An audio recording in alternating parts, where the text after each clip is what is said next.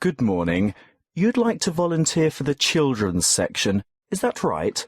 Yes, I spoke to you on the phone yesterday. That's right. Tessa, isn't it? Yes, Tessa Bridges. Thank you for coming in today, Tessa. Before we discuss what a volunteer does in the library, I'll need to get some details from you. No problem. What would you like to know? Where do you live, Tessa? I still live with my family in Northwood, 51 Matthew Drive. Mathew? Matthew Drive? Actually, there are two T's. Mattthew. Oh, thank you. And the postcode for Northwood is? Oh, I'm still confused about that. It used to be 2614, which of course I still remember, but the post office has recently changed it to 4126. So, 4126. Now, you're a university student, aren't you? Not exactly. I go to Northwood Polytechnic. I'm in my final year. In your final year. So what are you studying? I mean your main subject. Oh, I'm majoring in creative writing. And are you enjoying that? Very much so. I love it. When I graduate, I want to write children's books. That's great. Now, I can see why you're keen to volunteer at the library. We're always grateful for the extra help, but I still have to ask you some more questions about your previous experience. That's fine, but I haven't had a full-time paid job yet. Not to worry. Part-time work or voluntary work gives you the experience most employers are looking for. Well, to start with, when I was 16, I had a babysitting job. And who did you work for? Oh, just family friends.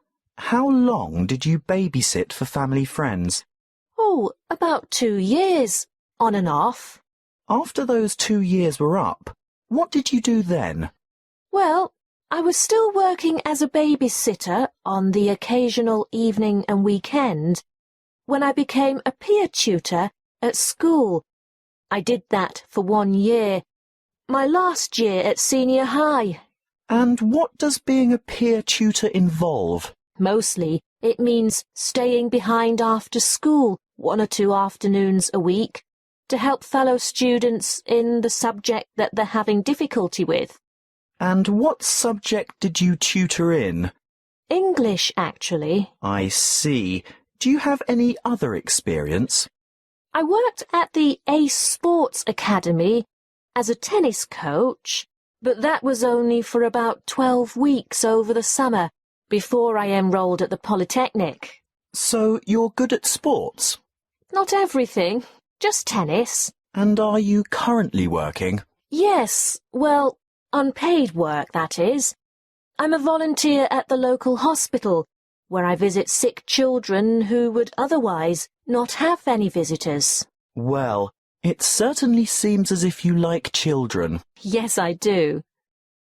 Well, Tessa, what I need to know now is what your schedule is like, so that we can fit you into the roster here. Can I assume that you're not able to work Monday to Friday during office hours? Right. I'm very busy with lectures, workshops, and assignments during the week. How about weeknights? Say 5 to 7 in the evening. That's a very busy time in the children's section. Well, I couldn't commit to more than 3 evenings a week, and even then it would depend on my schedule. Yes, I understand. If possible, we could make arrangements a week in advance. Would that help? Yes, that might work. Are weekends okay? Well, Sundays are out. Actually, only every other Sunday, because that's when I'm usually needed at the hospital. But I'm free on Saturday afternoons. All right. We could roster you for the odd weekend then. What about school holidays? Definitely. No problem whatsoever. I don't have any other commitments during the holidays. That's good to hear. We have droves of children here in the holidays, as you can imagine. Thank you. Well, Tessa, we'll send you a letter of appointment in the mail, and we look forward to having you join us as a volunteer. Thanks very much. Now, as for your duties. Section 2. Prevention is better than cure. You all know that, don't you? Have you been looking for some help and guidance for maintaining your health? Well, today, I want to tell you all about a new health program called Be Well. Be Well Online, actually. This is an interactive website packed with resources to assist you in achieving your health goals. On this website, you'll find up-to-date health information you can trust. It has a register which includes a quick online check to assess your health and keep track of your progress. What do you want to do? Lose weight? Give up smoking? Manage your blood glucose levels or just improve your overall fitness? Use the simple online assessment tool and receive a personalized report on your current state of health. This is what we call your wellness register. After you've completed this, you'll be ready to move on. Now, the Active Health Agenda is where our team of experts has created a series of interactive 8-week programs for some of the most common health goals. These are aimed at differing ages and lifestyles, and include healthy eating and workout plans, plans for losing weight, stress management, longevity, or how to age gracefully by maintaining your health, and express workouts for those of you who never have enough time. If you join up to Be Well Online, you'll not only be able to use a whole suite of interactive tools and calculators, but you'll also have unlimited access to an extensive library of health articles, delicious, simple recipes, and illustrated exercise descriptions. Let's look first at the active sport component. This gives you individual attention. In fact, it's a virtual personal trainer. Sports science and fitness experts have developed programs that will enable you to take on a specific sporting challenge or fitness goal adapted to your particular ambition and skill level. Detailed daily warm-ups and workout plans and weekly training schedules will help you prepare for any upcoming event of your choice. Marathons, triathlons, open water swims, cycling, or fun runs are just some of the events you could enter with confidence when you've completed an active sport program. Be Well Online also features an active care project. This caters for individuals who want to address specific health needs. The 4 courses in most demand are Stop Smoking, which will give you strategies, email support, and reliable tools and resources to help you quit smoking forever. Then there is Glucose Management, a self-care program designed for people with high blood sugar, which will help you manage your condition and improve your overall health. Obviously, heart health has a large following. It's basically all about lifestyle modification, where you will take a course of action with the aim of improving your cardiovascular health. Those of you who suffer from neck and/or back pain will benefit from the Back Care program, but we're talking about minor troubles here. Anything major should be attended to by a qualified physician in person. So, what are you waiting for? Register today at bewellforlife.com. Okay, I can hear some of you saying that you don't have enough willpower to go through with our online program. Well, just for people like you, we offer Be Well Coaching. What is it? It's a telephone-based service that will give you the extra support, motivation, and techniques that will provide the impetus for you to bring about permanent changes. Who runs it? The course is delivered by experienced health coaches, as well as qualified exercise physiologists, dietitians, and nurses. Who can use it? Well, this service is really for those of you who have serious health concerns like diabetes, arthritis, or high blood pressure. I know there are many of you out there who could benefit from this. How does it work? Your health coach will provide assistance as you develop a plan and maintain regular contact over a period of 6 months to help you stay on track. You'll also get access to a phone-in service for extra support if you need it, and you'll be provided with health information specifically targeted at your individual problem. Now, what could be better than that? Section 3. Hi, Grant. What sort of competition do you think we should organize? Well, Claire, the Open Day Committee was pretty clear on that. It must be something with youth appeal. That makes sense. After all, most of the visitors will have just left high school. Yeah, so I was thinking technology? Do you mean something which uses the latest technology, like an iPod? Something like that, but a bit more expensive maybe. What about the latest iPhone?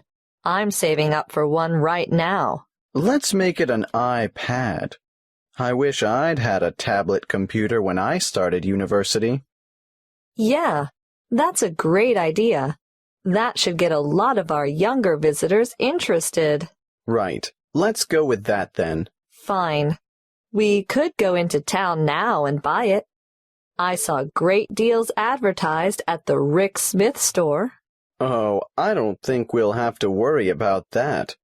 A university purchase order will probably be arranged through the Resources and Supplies section. Well, that's settled then. What about the competition? Is it going to be a game of skill, or a guessing game, or something else? What do you think would work best? Good question. I don't think it should be anything too hard, or anything that will make the visitors look silly. Some of them have such fragile egos. True.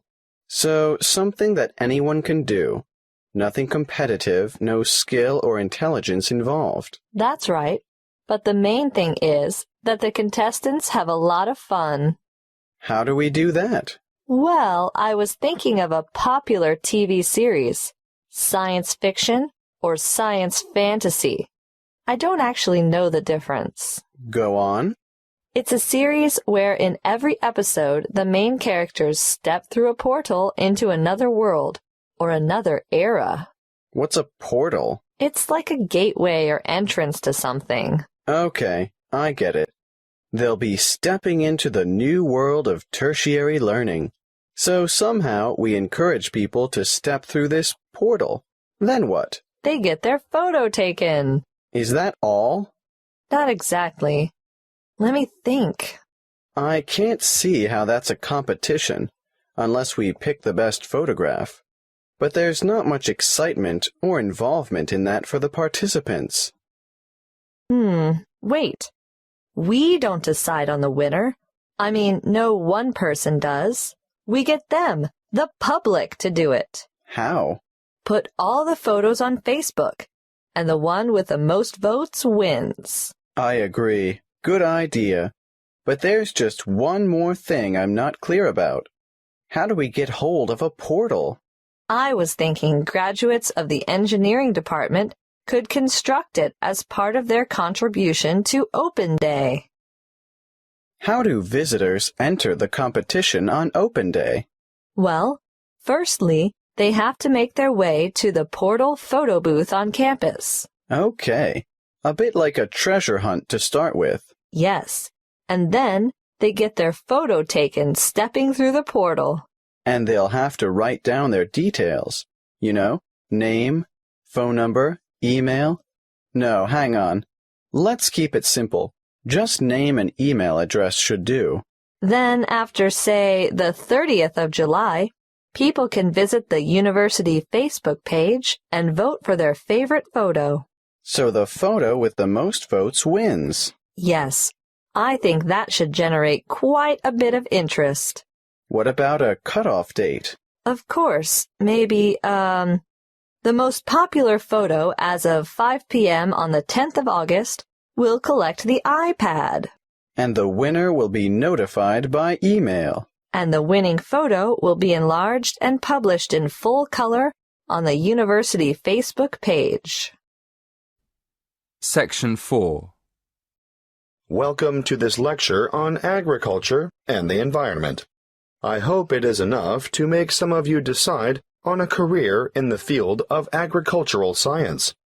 As you all know, food is a basic human need, and producing enough of it is the single greatest challenge facing the modern world.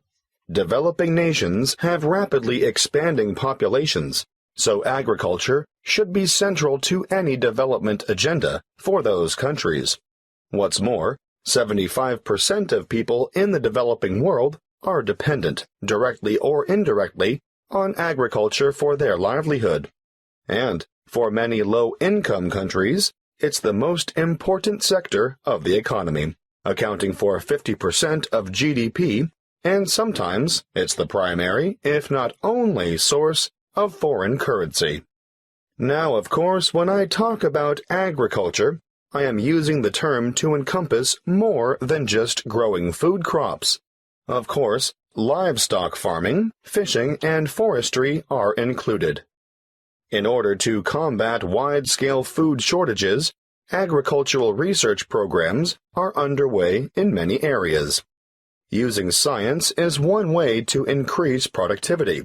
But, a word of warning, agriculture must also be sustainable. Let's look at approaches that are not sustainable. Firstly, overgrazing and intensive cropping are two ancient but destructive practices that lead to loss of soil fertility. Secondly, the modern idea of liberal application of chemical pesticides and herbicides has had disastrous consequences for the health of the land, ranging from the pollution of water sources to the destruction of wildlife. These practices have ignored the mechanisms that sustain ecological communities. Ignorance has led to the destruction of the very biodiversity that is essential for sustainable food production. However, introducing new agricultural techniques, especially things like genetic engineering, can be difficult because many people remain suspicious of the fact that plants have had their genetic material modified by scientists. Biotechnology has also led to the dubious practice of bioprospecting, or, as some prefer to call it, biopiracy. Foreign multinational companies have been accused of illegally obtaining samples of indigenous plants of other countries in order to get their hands on genetic material to improve the quality or yield of their own crops. We must put aside the controversy surrounding the field of agricultural biotechnology in order to concentrate on the biggest threat to food production on this planet, which is, yes, climate change. The effects of global warming so far have been to shrink the food supply, thereby pushing up prices and making even the most basic necessities unaffordable. As I see it, the international community must address this and other challenges to agricultural production with urgency. Concrete scientific and technological achievements need to be presented for farmers to evaluate and learn to use. But, apart from that, governments need to address the complex issues of policy development if the world's hungry are to be fed. Environmental policies need to be put in place to protect ecosystems and correct soil degradation where possible. Countries cannot continue to exploit natural resources whilst ignoring the consequences. In fact, I'd like to see teams of agriculture and environment experts making up a global network which would monitor the world's farming systems. Different farming systems should be studied not only with a view to analyzing the environmental effects, but the social and economic effects as well. The studies would be carried out with a view to stemming pollution and erosion and promoting safe, cost-effective practices that will guarantee a secure food supply in the future. Monitoring sites would need to be set up all across the world and data collected in a systematic way. Of course, building the online infrastructure for such a project would cost millions of dollars, and there would be ongoing costs involved with the monitoring system. But the information gathered would go a long way towards solving the problem of feeding the masses and ensuring millions of people don't face a hungry future.